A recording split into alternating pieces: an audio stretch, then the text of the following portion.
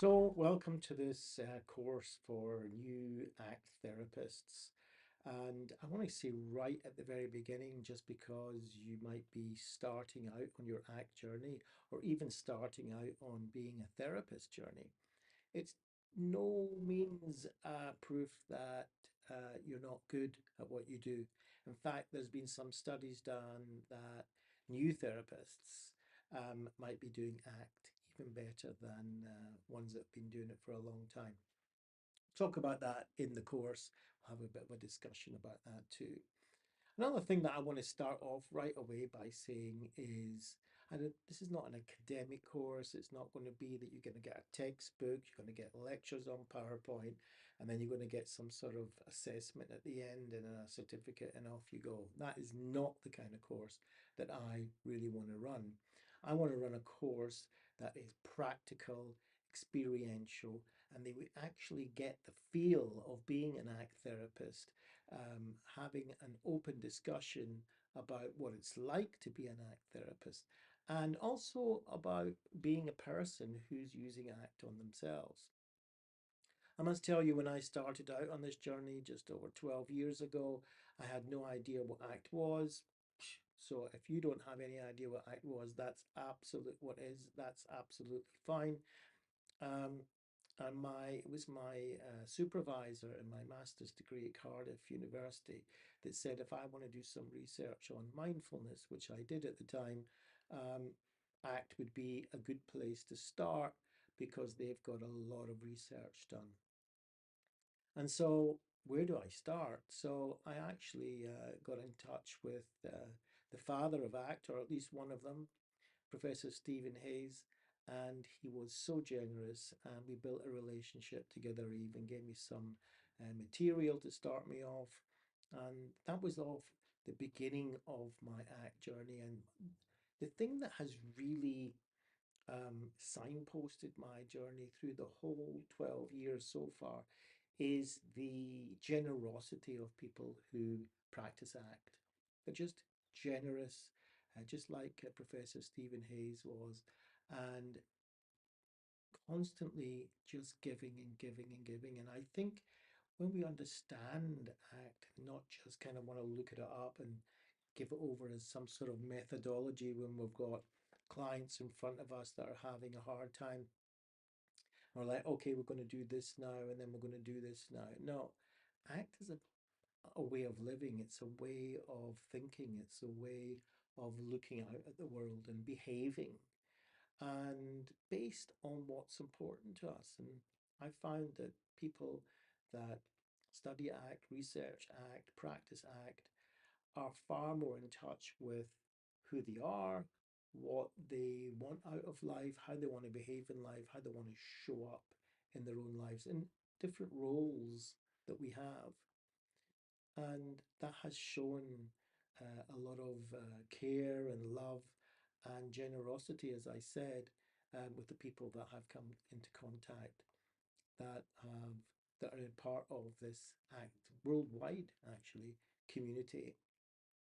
And so I want to install that into our course so that we feel part of this community, that we help each other, that there's a peer-to-peer aspect of it, that there's a supervisory aspect to it that I can help you with your clients, and that there's a learning experience where we learn some techniques, maybe we learn some skills, and then we learn how to actually um, bring that to the therapy room or bring that to our own lives. As I said, I practice ACT really on a daily basis now. I've gone through my own traumas, I've had my own trials and tribulations, and having those skills of ACT has really, really helped me along the way, and especially some really difficult situations, whether they're my own situations or whether there were situations working with clients. I started off working with clients who had gone through trauma, that they were suffering from psychosis, that they were suffering from substance abuse. I worked in therapeutic community, which is a residential community for people dealing with addictions and substance abuse. And actually introduced ACT into their youth program. It was really early on in my career, and it was a little bit frightening for me, but it really was taken up well, especially by those youthful teenagers who had had a rough life and felt that caring and connection that when we work with ACT, it really becomes really important to us, that therapeutic connection. And I personally believe that's about 80% of a therapist's work is the connection that we have. And I think this between teacher and student is also very important, that connection that we're going to have. And we're going to go through the material. We'll understand the philosophy of ACT, and we'll understand the six processes of ACT. So just to kind of give us an idea. Um, so there are six processes in ACT that you may have heard of, and as like I said, you might not have heard of. And they're actually put into a hexagon shape, and that hexagon shape got a nickname called the Hexaflex. Nobody really uses now the name Hexaflex, but if you ever hear it, it's two words combined, hexagon and flexibility, because ACT is all about becoming more flexible, becoming more psychologically flexible, becoming more behaviorally flexible. And these are kind of the processes that will allow us to do that. And it can expand on that as we go through the course. So just to give us a kind of an idea, the present moment is something that a lot of people kind of are a bit kind of sometimes in the dark or even confused about what that is. We're going to learn how the present moment can be a very powerful skill to learn for ourselves and to help others, especially when they're going through difficult times or they're going through traumatic times or dissociated times. Many uses for working with the present moment. And there are different skills and techniques that we can use to work with the present moment. And one of them is our body, because it's there all the time, isn't it? So having that conscious awareness of our body, whether it's through breathing, whether it's through using our five senses, whether it's feeling our body, touching it, understanding that it's there, and experiencing being in a place and using what we can see, what we can hear, what we can taste, what we can touch, what we can smell. These are all ways that we can get ourselves or our clients into the present moment.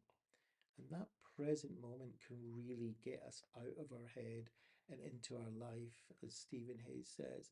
It can really help us get out of that traumatic thinking or disturbing thinking where we've gone into the past. I call it the time machine, right? We're going woof right into our head and we go into the past, or we jump into that worrisome future, and we begin to disconnect from our surroundings, our setting. And so learning how to come back to the present moment will help ground us.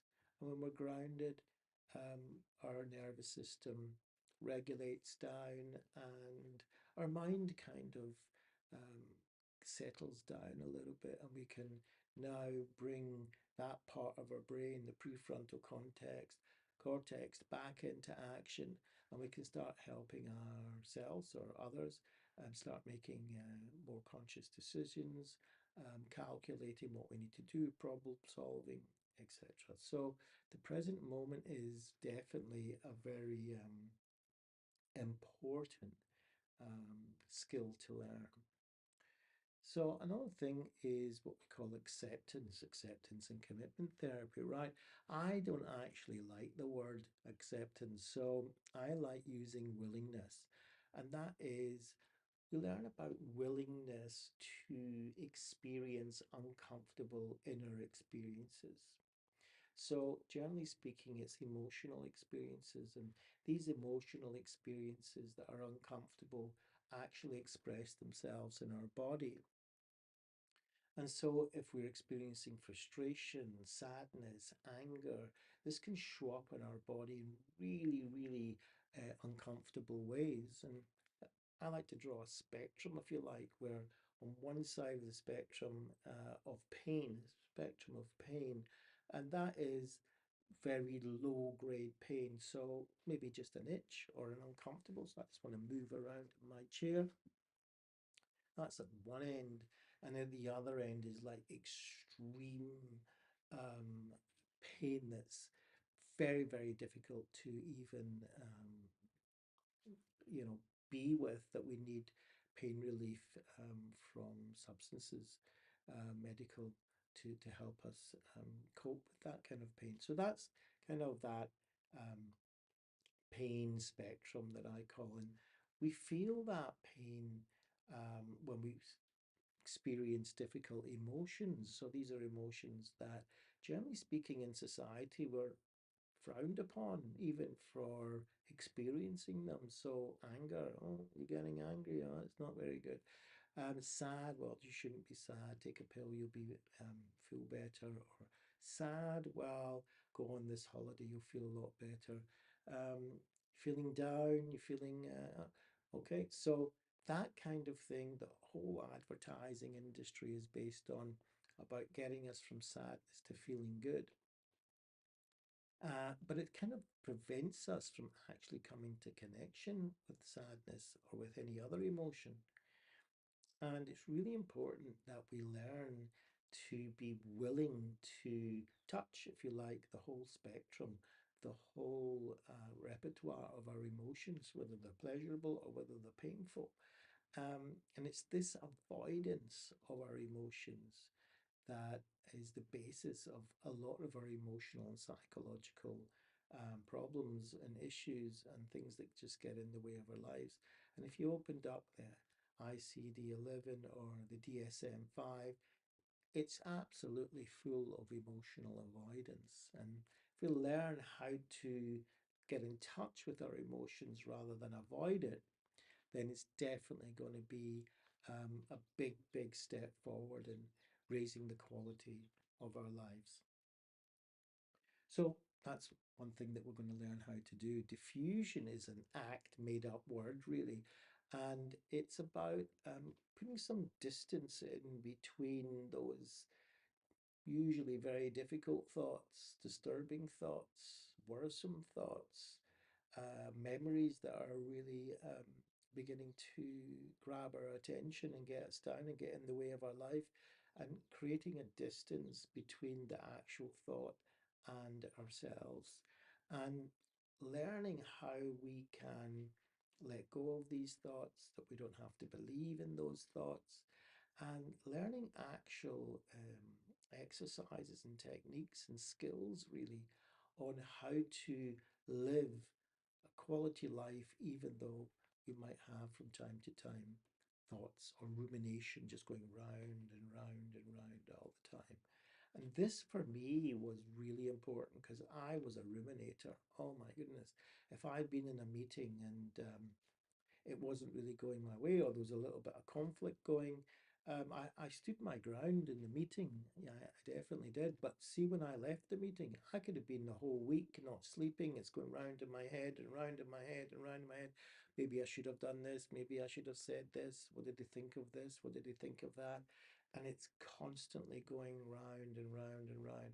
So much so that it might affect my sleeping, and it would affect it in the way that I'm eating and affect my energy levels, and it was just a nightmare. And eventually, what happens with that, like what happened with me, is that you get kind of scared actually going into some of these meetings, because I knew if I'm going to go into a meeting and there's a conflict, I'm going to have that on the back end. And so I would be quieter and I wouldn't get really involved and express myself the way that I wanted to. So, in that sense, it wasn't very healthy for me.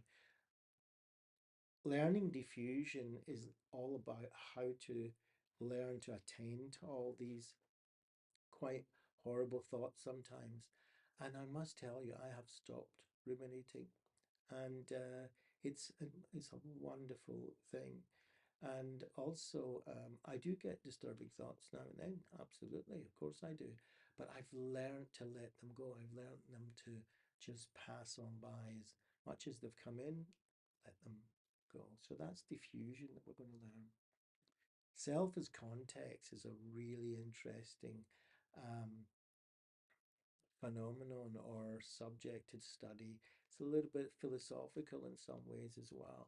But self as content is something that we learn in ACT, that there is context and content. So there's the content of our lives, who we think we are, what we do, our job, the different roles, what we think of ourselves, the narrative story that we think of ourselves. That's all the content. And then there's ourself as context. That is who we are looking out into the world. What is the perspective that we have on the world? And we find that that perspective never really changes. What we're seeing out of our eyes is us, it's the core self.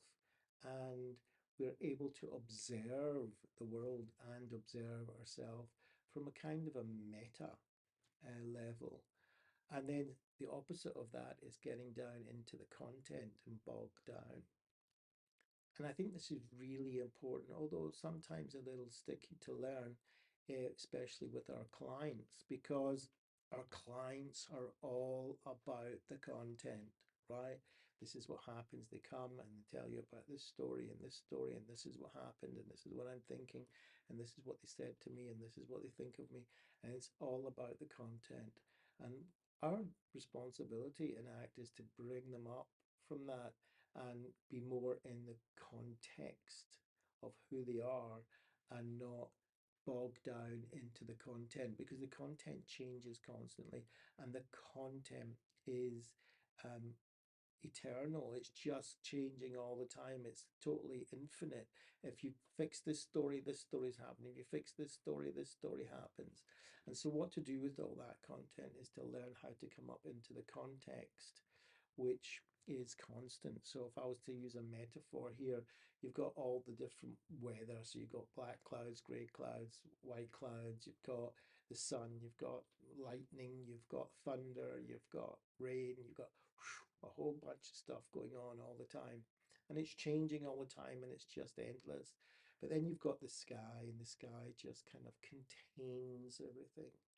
And the sky doesn't change, it's just there, and everything else is just an experience. And when we teach our clients to be more like the sky and less attached to every little change that goes on in the content, then there's a certain stability and ability also to hold and contain that content in their life.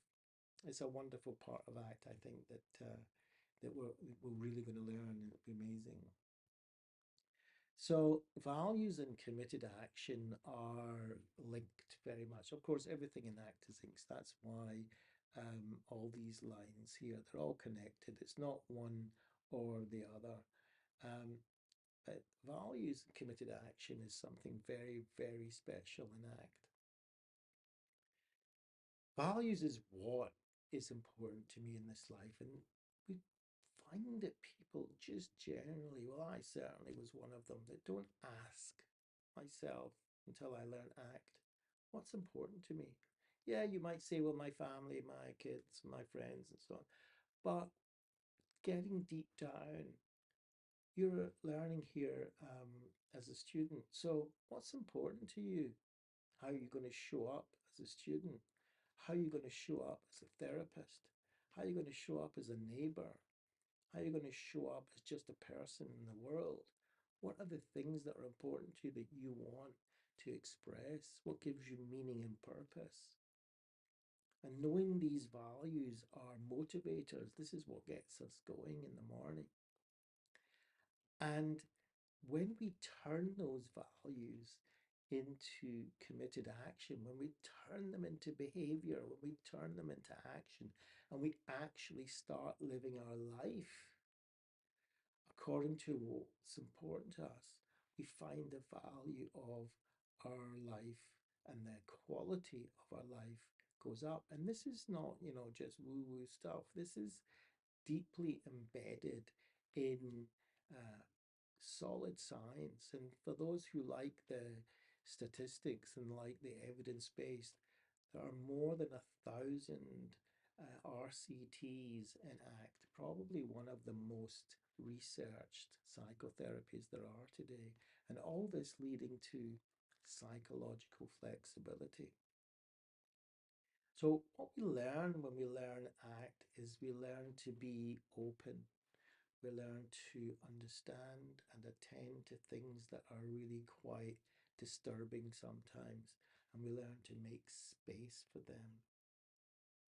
And we also learn to be centered. We learn to be grounded while we're actually being willing to experience these uncomfortable things. We learn also how to be grounded and keep that prefrontal cortex online. And then what we do, which is amazing, with all that, with the uncomfortableness, with the grounded and the regulation, we start engaging in our own lives. We start engaging and helping our clients engage in their lives, bringing the quality of their lives far better than they were when they came in to see you. So that's kind of what we're going to be learning in ACT. That's kind of what we're going to be doing in our course.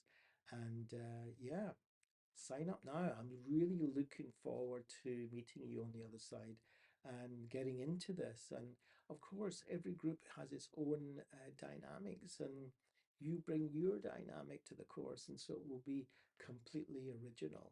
That's the most fantastic thing about it. So, see you there.